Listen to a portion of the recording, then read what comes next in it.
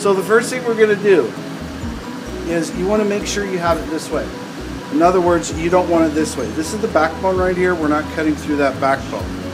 We're actually cutting through right here at the breastbone. If you look closely, you can tell. What's nice about cutting and processing up a chicken is it gives you cut lines if you really pay attention. So right here, if you look right down the center of the breast, there's a white line right there. So with that, that's going to be one of our cuts. First, what we're going to do is go right in here to the wing joint. We're going to take off that part there.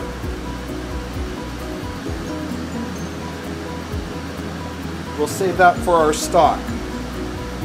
Next, go right dead center down this cut line. Right dead center. Because what's going to happen is your knife will go to either side of the bone. You won't have to worry. It's like a lot of times I see people cut here and cut here. That leaves too much meat on the bone. And so we're going right on the side of the keel bone.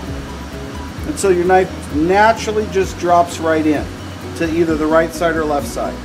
If I move this skin over just a little, I can see the top of the keel bone. You cut right next to it and drop it down. The other thing you'll find, if you cut straight down, you'll stop. That's because the rib cage has an hourglass design or a wine glass design, so it's kind of cupped out. So if I push straight down, it's just straight bone.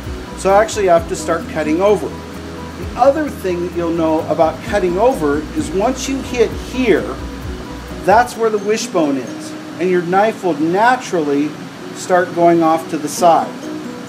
And in fact, you can go on the inside of the wishbone to get the meat out of that wishbone area. Come back here and relieve the wishbone like so and like so. Now that's out of your way, and you can literally remove it all the way if you want, like that. So that's out of the way. So now what you're doing is you're just coming in here and gently feeling, and you should feel a hard surface on the inside of your knife. That's the rib cage. If you feel a soft surface on both sides, you're cutting through the meat. Not good. Because we want to leave no meat or very little meat on that carcass. So now I've opened up that side. I'm going to go ahead and balance it out and get this side too. And I'm going to carve as much meat off that as possible. So just working the knife point down and around the meat. And now it's open.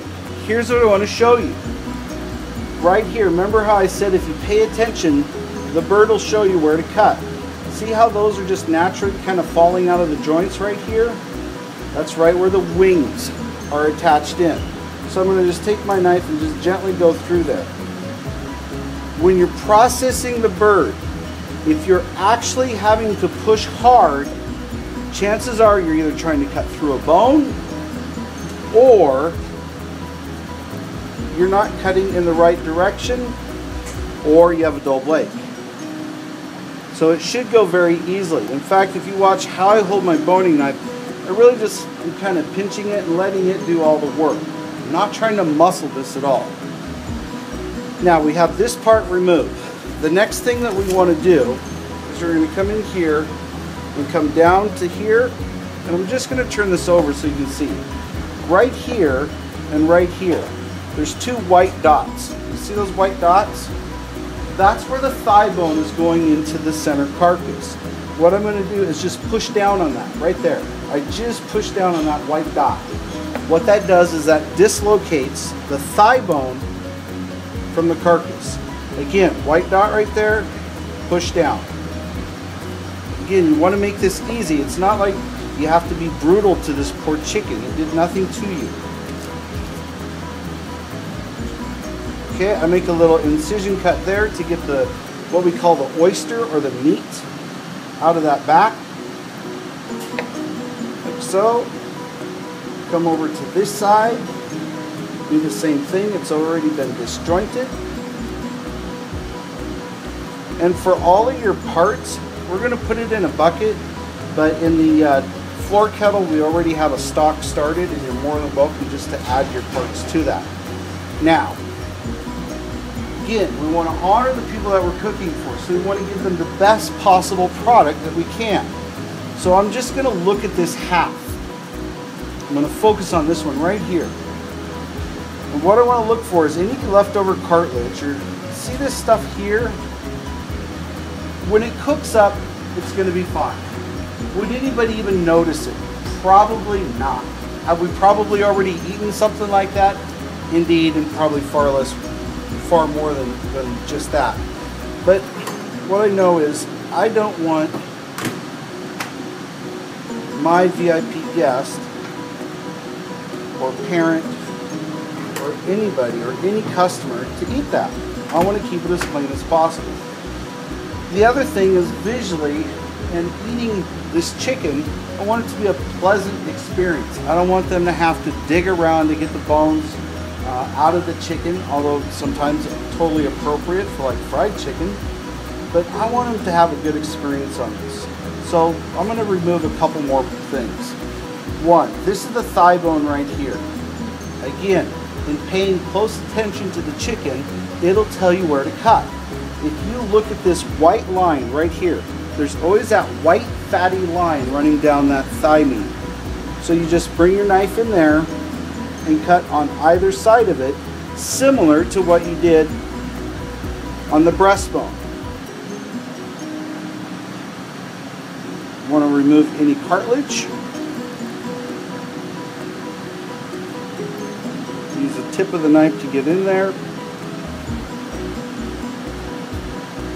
Remove as much of the meat as possible. And then when I get up to here, if I fold this skin back, right in here, a little chicken kneecap. Not fun to eat, not fun to crunch on, especially if you're at a dinner, it's a nice dinner, and all of a sudden you have this cartilage in your mouth that you have to dispose of. So what we're going to do is just make a little bit wider cut on that so we can remove it. Right there it is. So I'm going to come down and pull that kneecap out. Now it should be at the actual joint. We go right in, remove the bone, remove the kneecap.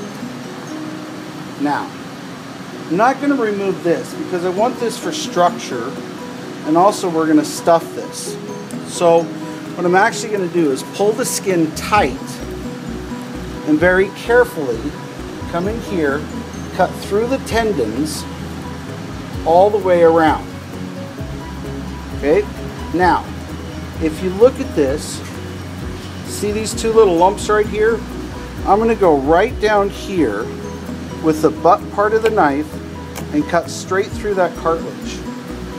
It shouldn't, another thing, it shouldn't be like a struggle to do it. It should go easy if you're in the right place.